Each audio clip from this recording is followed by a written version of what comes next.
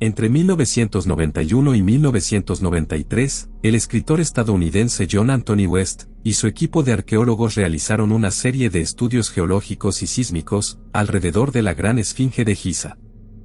El sismograma resultante indicó la existencia de varios túneles y cavidades inexplorados en el lecho rocoso bajo el monumento, el más notable de los cuales era una cámara, situada a una profundidad aproximada de 10 metros bajo sus patas delanteras. Tras el extraordinario descubrimiento, las autoridades egipcias expulsaron al equipo del lugar de forma abrupta y sospechosa, lo que inspiró una serie de teorías conspirativas cada vez más extravagantes. Fue entonces cuando nos involucramos. Me abstendré de revelar quiénes somos exactamente, nosotros, o éramos, mejor dicho. Piense en nosotros como un grupo de contratistas independientes, especializados en la adquisición, el estudio y la custodia, de parafernalia anómala, el tipo de curiosidades poco convencionales que requieren un toque especial para su manejo. Llegamos a Giza en el verano de 1994. El gobierno local nos había encomendado la excavación y el transporte de cualquier objeto de valor que hubiera enterrado bajo la estatua de 73 metros de largo, un trabajo bastante sencillo en comparación con nuestras actividades habituales. Los funcionarios con los que hablamos alegaron ignorancia, subrayando que en realidad no estaban seguros de que hubiera nada allí abajo, anómalo o no, pero, en caso de que hubiera reliquias de gran importancia cultural, no querían arriesgarse a que algún turista entrometido las desenterrara. No me gusta esto, señor. Nos envían a ciegas. Murmuró en voz baja mi ayudante, al que he rebautizado como Brian a efectos de esta historia, mientras ambos contemplábamos el monolito. A lo lejos, parcialmente ocultas por una niebla movediza de polvo, se alzaba el emblemático trío de pirámides, con sus picos perfectamente simétricos, que se alzaban hacia el cielo teñido de naranja. Brian se volvió hacia mí, con el resplandor del sol descendente reflejándose en sus gafas circulares.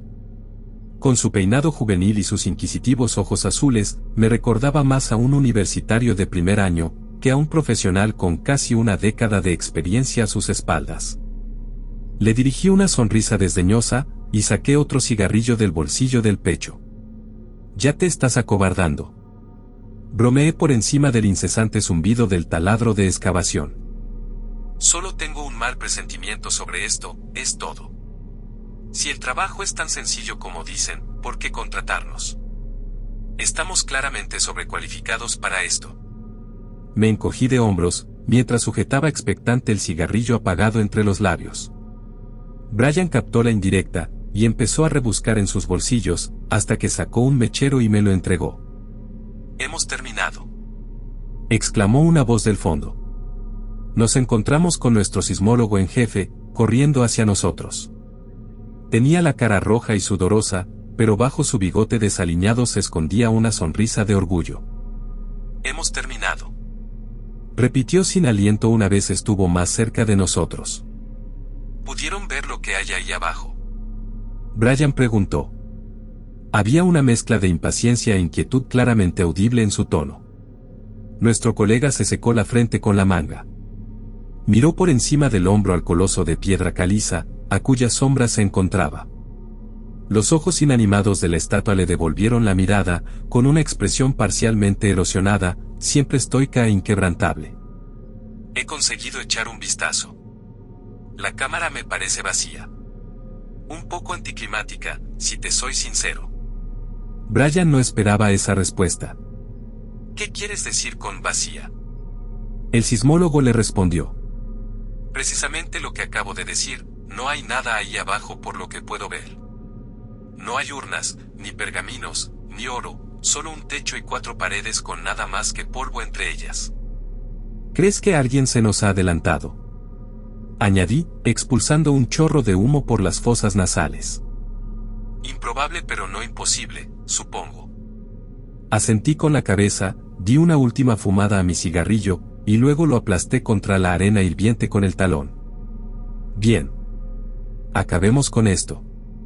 Momentos después, Brian y yo nos dirigíamos hacia la base de la esfinge, vestidos con trajes para materiales peligrosos, y armados con un par de linternas industriales. Te sorprendería saber con qué frecuencia los objetos supuestamente malditos que nos enviaban a recuperar eran simplemente radiactivos o estaban compuestos de materiales peligrosos. Me acerqué a la perforación cerca de la pata derecha de la estatua, me senté y empecé a bajar por la escalera de cuerda, seguido de cerca por mi incrédulo protegido. La oscuridad nos envolvió a ambos. En cuanto mis pies tocaron lo que parecía tierra firme, retrocedí unos pasos y encendí la linterna. Supongo que tenía razón. Comenté, con la voz amplificada por el transmisor fijado a mi respirador. Me encontraba en medio de un espacio cavernoso y subterráneo, que en efecto, no contenía nada a primera vista, tanto de valor como en general. Las partículas pasaban flotando junto a los haces de luz artificial que empuñábamos, levantadas por nuestros movimientos por toda la cámara hueca. La arena goteaba de las grietas del techo, cuya integridad se había visto sin duda comprometida, por la enorme perforación de la que habíamos descendido. Aunque este lugar no parecía una tumba, podría haber sido nuestra, si hubiéramos decidido quedarnos demasiado tiempo. Las paredes estaban decoradas con la iconografía habitual de las deidades. Allí estaba Ra, con cabeza de carnero, de pie sobre su barca solar, flanqueado por Sia y Heka, mientras navegaban por el inframundo.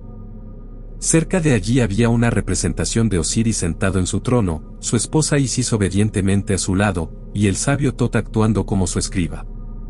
Por supuesto, estaba el enigmático Anubis, representado atendiendo a los difuntos o juzgándolos. Y había otra figura que no pude reconocer, y que ocupaba un lugar destacado. La deidad era casi idéntica a su homóloga con cabeza de chacal, y se distinguía únicamente por su atuendo más militante, y las armas que portaba, normalmente un arco o una espada curva. Otras imágenes representaban al cinocéfalo, luchando contra algún tipo de bestia, como si mantuviera una rivalidad eterna con ella. Algunos murales ilustraban al monstruo cuadrúpedo consumiendo a su adversario, y marcando el comienzo de una era de luchas, otros representaban al dios guerrero como vencedor, de pie sobre su enemigo muerto, mientras soldados, sacerdotes y campesinos se regocijaban por igual. Señor.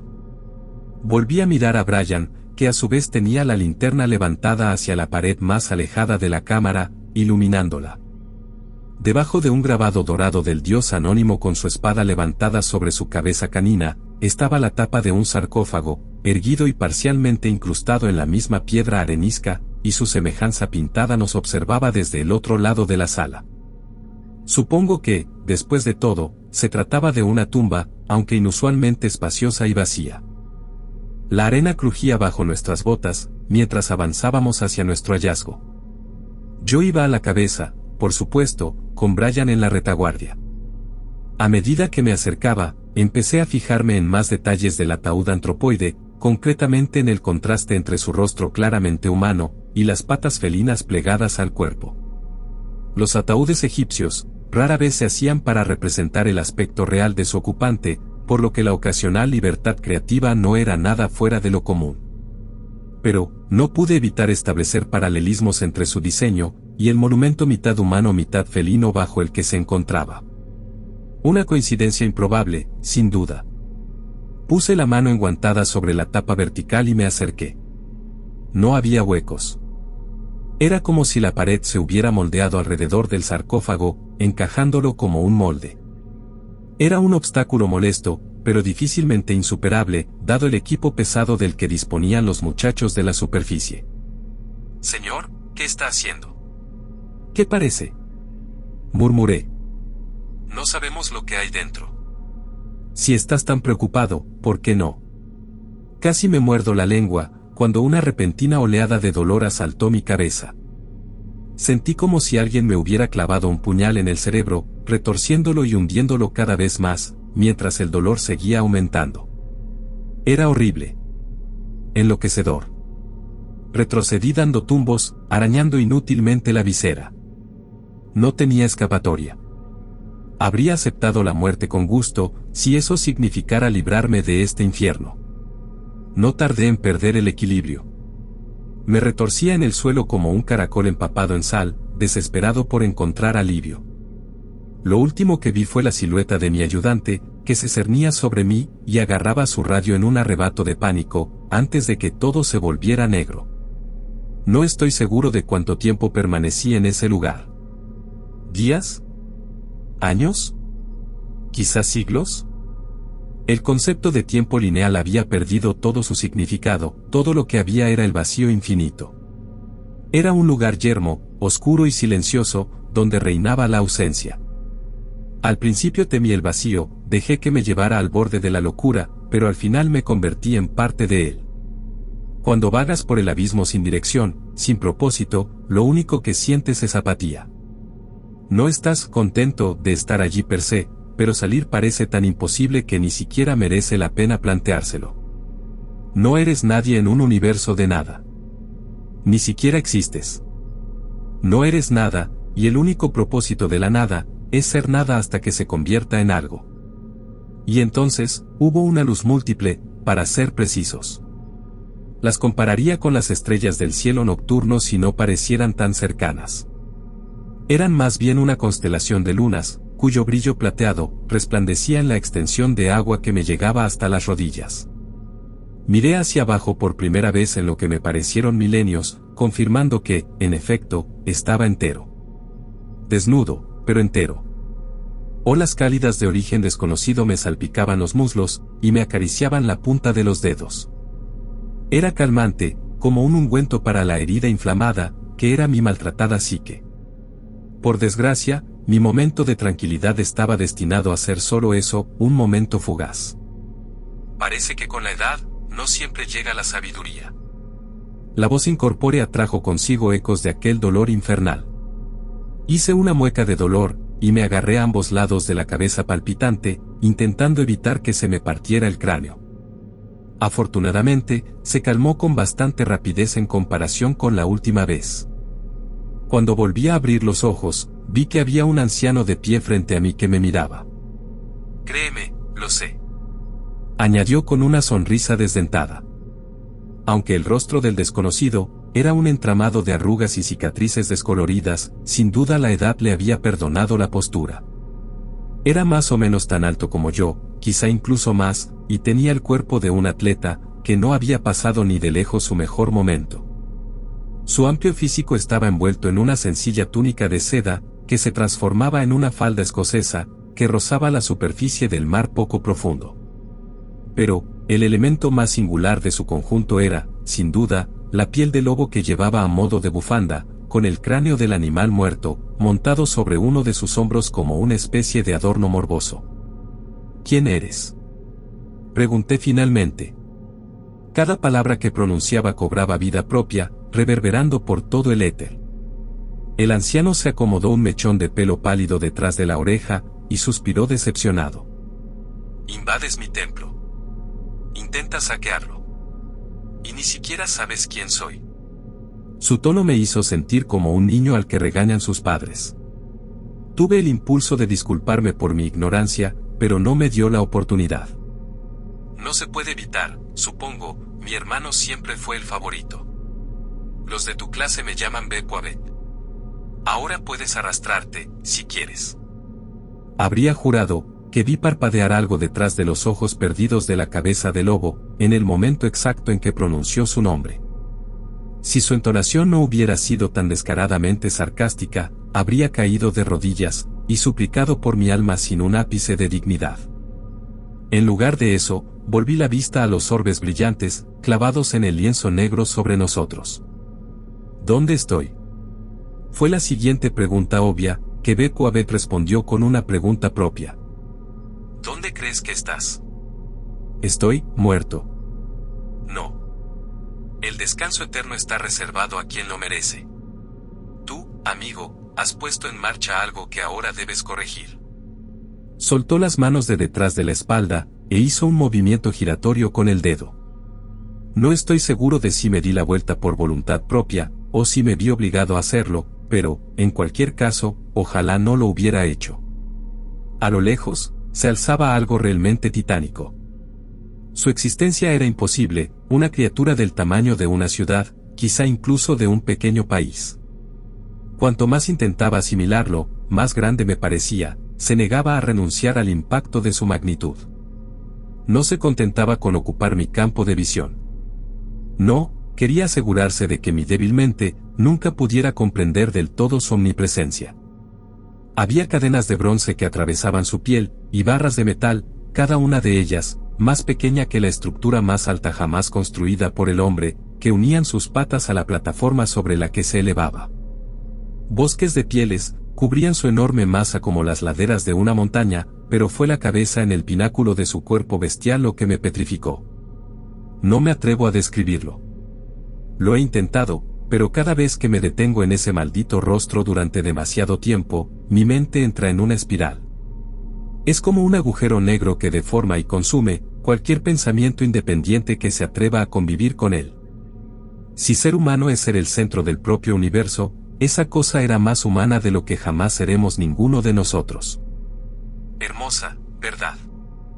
Yo me marchito, y ella permanece inmutable desde nuestra primera batalla. Bajé los ojos hacia mis manos temblorosas, que noté que goteaban un líquido turbio y sanguinolento. El agua que pisábamos no era agua en absoluto. ¿Cómo puede algo sangrar tanto y no morir nunca? Haces muchas preguntas, amigo. El ser que ahora se presentaba como un anciano se balanceaba a mi lado, tranquilo como la brisa matutina a pesar de estar de pie en un océano literal de sangre. Siempre he odiado eso de los de tu clase, tantas preguntas sin nada que ofrecer a cambio. Apreté los labios, pero antes de que pudiera pronunciar la primera sílaba de lo que probablemente habría sido otra pregunta estúpida, una de las enormes cadenas que sujetaban a la bestia, igualmente enorme, se rompió de repente. Los dos trozos cayeron al suelo con un estruendo lejano, seguido de un temblor que casi me hizo perder el equilibrio. Entonces, se soltó otro grillete, y luego otro. Mientras observaba cómo aquella criatura imposible, con rostro de diosa iracunda, empezaba a elevarse de su podio, eclipsando las luces, que cubrían el cielo con su propio y cruel resplandor, solo me quedaba una verdad por declarar. Nos va a devorar a todos. Efectivamente. Confirmó Bekuabet mientras me rodeaba tranquilamente. Tienes que matar a esa cosa, antes de que sea demasiado tarde. Lo he hecho, más veces de las que puedes contar. Pero, siempre vuelve, más fuerte y hambrienta que nunca, mientras que yo me debilito con cada siglo que pasa.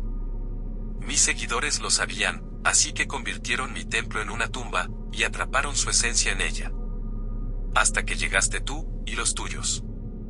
Las imágenes del sarcófago ornamentado que Brian y yo encontramos, pasaron ante mis ojos.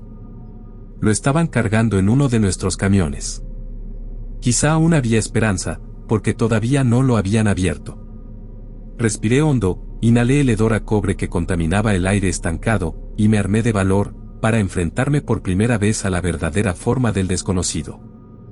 Los ojos ardientes del dios lobo, Bekuabet, atravesaron mi desdichada alma con llamas de iluminación. Dime qué debo hacer. Lo siguiente que recuerdo es estar acostado en la tienda, sobre un saco de dormir. Brian se paseaba nervioso cerca de mí. Estaba abrumado por el alivio de verme consciente de nuevo, una faceta de su prudente personalidad que yo rara vez conocía. Había atraído al pobre muchacho a un abrazo sincero, cuando le clavé la hoja de mi amo entre las costillas.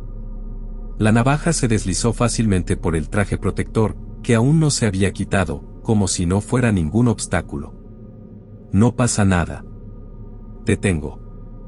Pronto acabará. Susurré al oído de lo más parecido a un hijo que he tenido nunca. Su expresión aún persigue mis pesadillas. Ver el miedo y la traición en esos ojos azules, fue lo peor que había experimentado hasta entonces. Contuve las lágrimas mientras le agarraba de un puñado de pelo, y le echaba la cabeza hacia atrás, y luego puse fin a su lucha con un corte en la garganta, dejando que su cuerpo sin vida se desplomara sobre mi regazo. Tras acabar con mi primera vida, el resto fue casi natural. El amanecer perfilaba el horizonte del desierto en rojos y amarillos tenues. No pude evitar maravillarme un instante, antes de volver a arrastrar el cuerpo de mi último colega hacia aquel maldito pozo. Lo siento, amigo. Fue todo lo que se me ocurrió decir, mientras tomaba las llaves del camión de su bolsillo, y lo empujaba a la cámara con el resto. Aterrizó en la pila con un ruido sordo. Dadas las circunstancias, era lo más parecido a un entierro que podía ofrecerles, antes de que las autoridades locales vinieran a husmear. No estoy seguro de si siguen ahí abajo, o si el gobierno hizo que los sacaran antes de llenar la fosa. No importaba, lo único que importaba era alejarnos de allí, a mí y al sarcófago. Me enjugué una gota de sudor, y miré por última vez el rostro pétreo de la esfinge. Yo, por supuesto, sabía que lo que estaba haciendo era en última instancia inútil. Tarde o temprano, ella soltará las cadenas que la atan, y se vengará de toda la existencia. No habrá dioses que puedan detenerla, ni tumba o ataúd lo bastante grande para contenerla. Pero ¿no es tan dolorosamente humano intentar retrasar lo inevitable?